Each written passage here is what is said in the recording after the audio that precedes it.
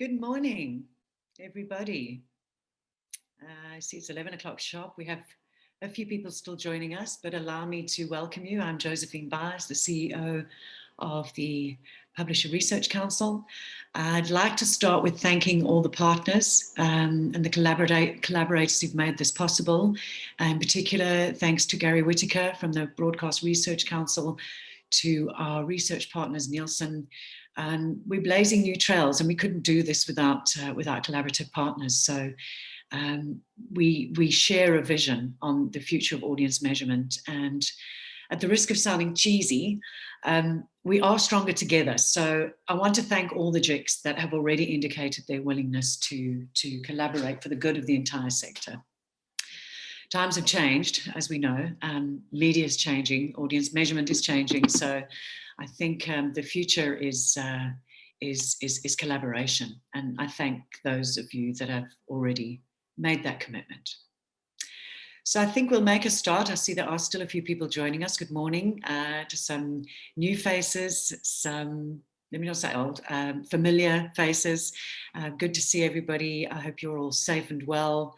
I know this is we've had another setback in the last 48 hours, but yeah, business as usual, I guess. Well, not as usual, but life goes on, and I hope you all stay safe and well.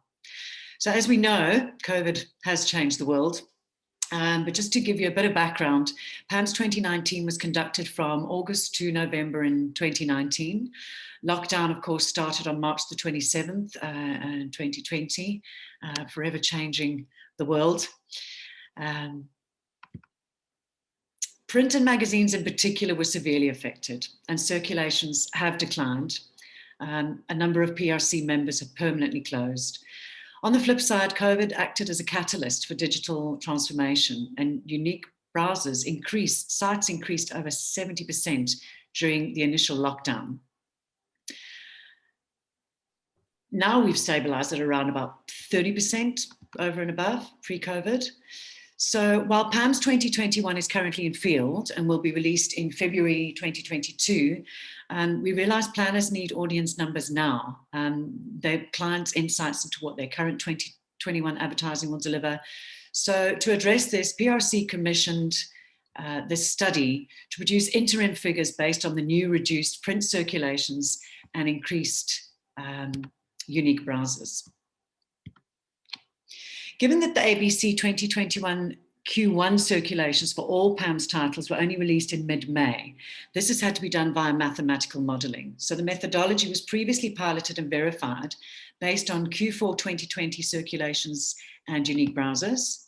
And at the same time, the PRC and BRC thought it was pertinent to update the FUSION study with the latest available population stats from the GTI. This presentation examines that methodology and top-line results from FUSION 2021, an interim modelled update. So in the universe update, the population figures were updated to the latest Geoterra image mid-year 2020 estimates as provided by Dr. Ariane Nettling. The demographic, brand and media figures were all weighted to the 2020 population universe. Reading figures were then further modelled on 2021 ABC and Narratiive unique browser levels. In this way, the final weighted database correctly represents the current population of South Africa.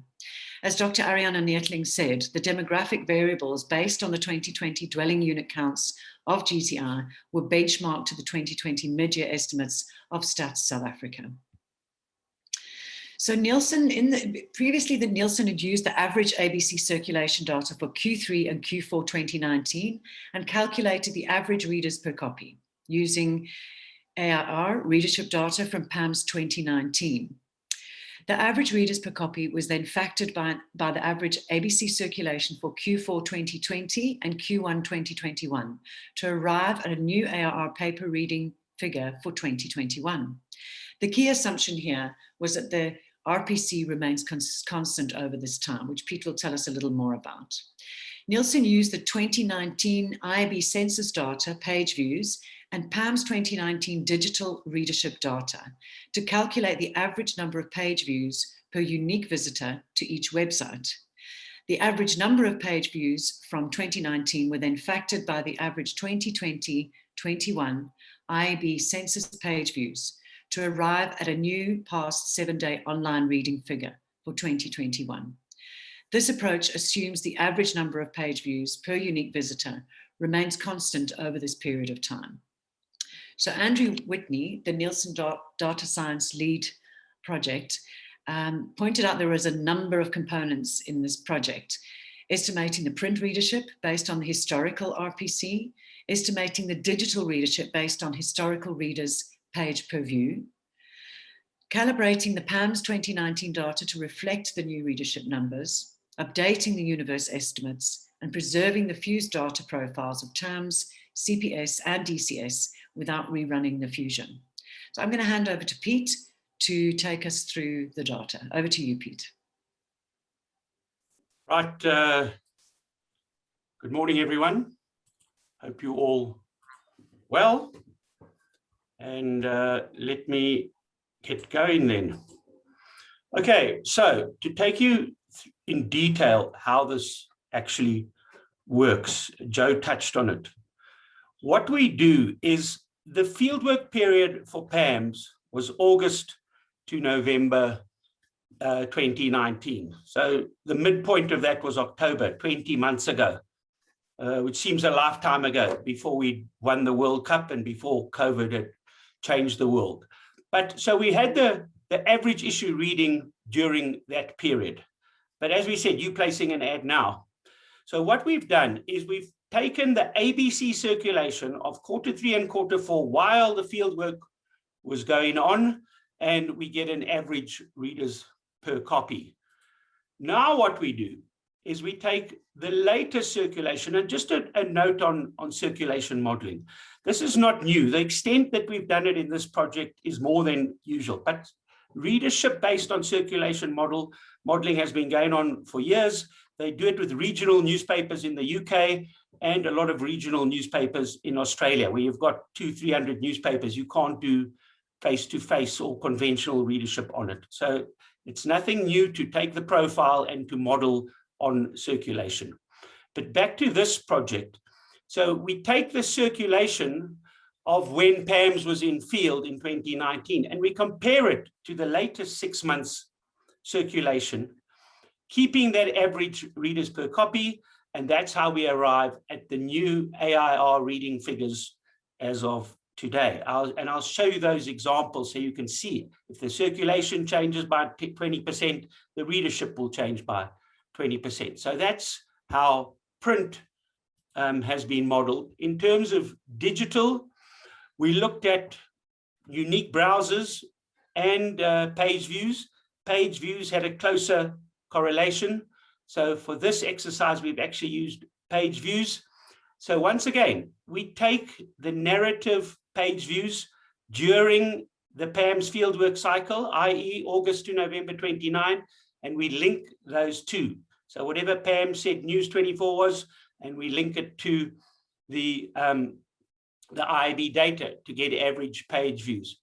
Now, what we do is we take those page views and we multiply them by the current page views, which are around about, on average, 30–35% higher. So now it'll increase the reading by the increase in the narrative unique browsers and page views over time. So that's how this works, but it's better to look at examples. Just to finish the technique is to calibrate it, which is similar to weighting, taking the new paper figures, the new online figures, as well as the population update, and that's how we arrive at this interim modeled update. Peter, okay. Can I interrupt, Peter? We have a question. When we're talking circulation, are we talking total or sold copies only? No, we're talking total circulation as per ABC. Thank you. Okay. Right. Now, this Fusion is a combined project with the BRC and Nielsen. And Nielsen are not only the research partner, they are also the survey owner of the consumer panel and DCS. So, and we're talking currencies here, Manufacturers use CPS as their market share currency. And obviously PAMS is the currency of television. So we have to ensure that when we model and change our print figures, we are not changing the currencies. So we have to make sure that the BRC are happy and Nielsen are happy. And this was one of the key aspects of this project, is when we start modeling one section of fused data, what would it do to the others? You saw there, Andrew Whitney was pleasantly surprised. We thought we may have an extra step of having to first do it on PAMS and then refuse everything.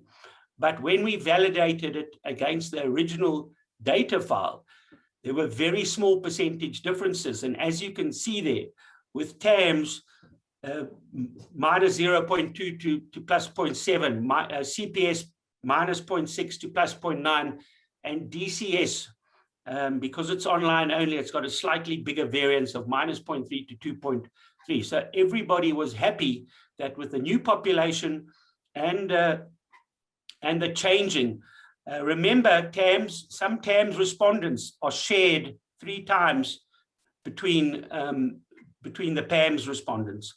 If I don't want to get too technical, but if you want to see that whole aspect of fusion of respondents who get shared 3 times, go to the PRC website and look at the video by Jonathan Wells. It's really interesting if you're into that level of technology. Okay, so let's see what's actually happened when we validate the print editions. On the right here is the circulation. So you can see the built circulation between the last 2 quarters of 2019 and the last 6 months quarters, i.e. quarter 4 of 2020 and quarter 1 of 2021. The circulation's down 19%. So we brought the readership down by 19%. Financial Mail 7. You can see the principal, House and Garden 53. So you can see how, depending on how the circulation has changed, so we've reduced the readership.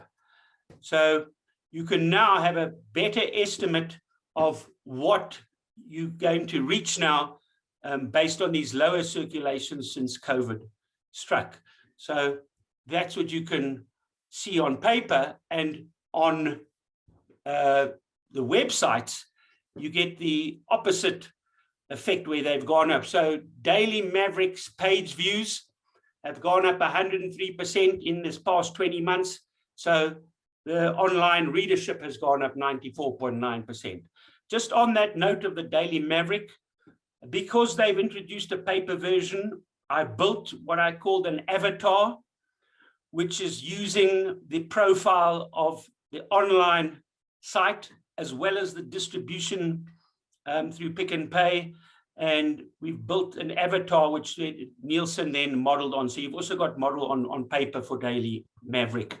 And then you can see the others, House and Garden up 10%, up 26%. It's not exact, but it's pretty close. There you can see RIL up 10, up 12, Times Live 20, etc. So you get the picture that you've now got more up-to-date modeled readership. Okay, obviously we had to check with the TV stations, and there you can see the individual TV stations across the board going from SABC 1, you know, with over 50%, less than 0.1% difference. And across the board there, the BRC's technical committees validated that this was fine for their currencies.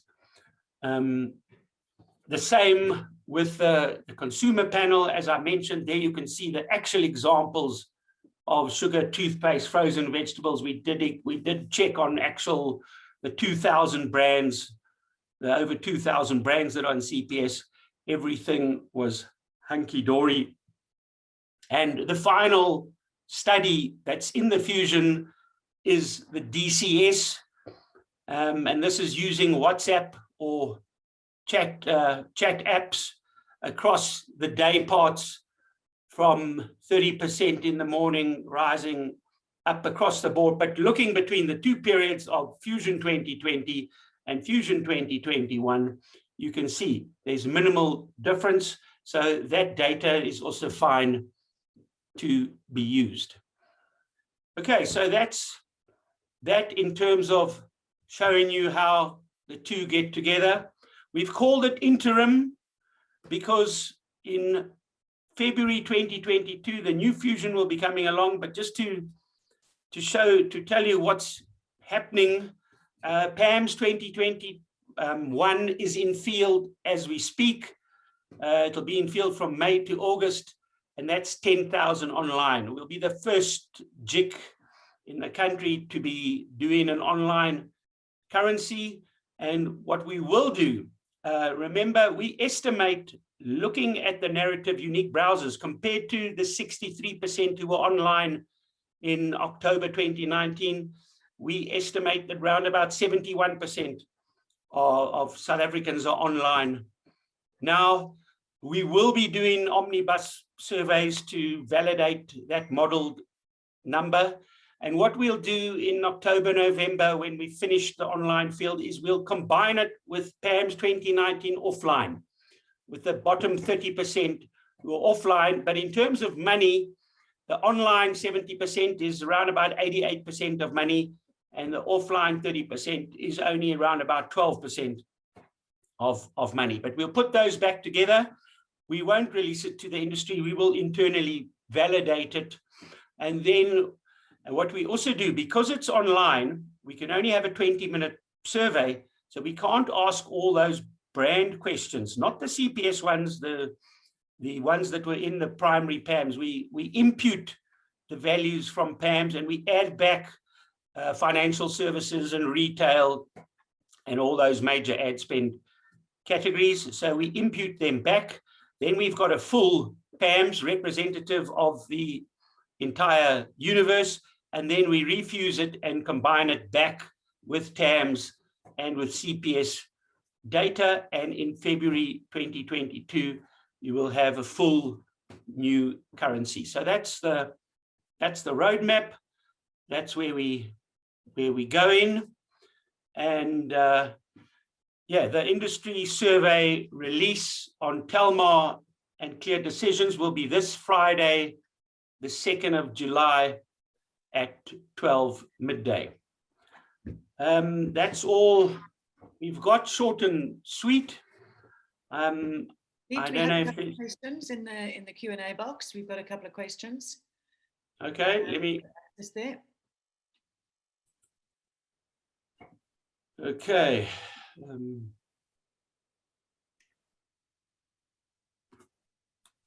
We've got a question. Are the page impressions unique, as readership obviously is based on multiple of different readers? Oh, sorry, I'm just